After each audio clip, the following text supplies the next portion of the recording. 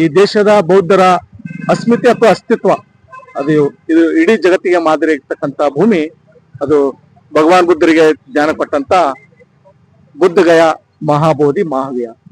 ಈ ವಿಷಯವಾಗಿ ಇವತ್ತು ಜಗತ್ತಿನಾದ್ಯಂತ ಒಂದು ಆಂದೋಲನ ನಡೀತಾ ಇದೆ. ಏನಪ್ಪಾ ಅಂತಂದ್ರೆ ಅಲ್ಲಿ 1949ನೇ BT ಆಕ್ಟ್ ರದ್ದುಗೊಳಿಸಿಕೆಸಿಂದು ಅದು ಬೌದ್ಧರಿಗೆ ವಹಿಸ್ಬೇಕಂತ ರೀತಿಯಲ್ಲಿ ಒಂದು ಭಿಕ್ಕು ಸಂಘವನ್ನು ಆಂದೋಲನ ಮಾಡ್ತಾ ಇದೆ. ಆ ಪ್ರಯುಕ್ತವಾಗಿ ಇಡೀ ಒಂದು ರಾಷ್ಟ್ರಕ್ಕೆ ಮಾಧ್ಯಮವಾಗಿರ್ತಕ್ಕಂಥ ಭಂತೆ ವಿನಾಚಾರ್ಯ ಅವರು ದೇಶವ್ಯಾಪ್ತಿ ಆಂದೋಲನ ಮಾಡ್ತಾ ಇದ್ದಾರೆ. ಅದರಂತೆ ಕರ್ನಾಟಕ ರಾಜ್ಯದಲ್ಲಿ ಅವರು ಪ್ರವಾಸ ಮಾಡಲಿದ್ದಾರೆ.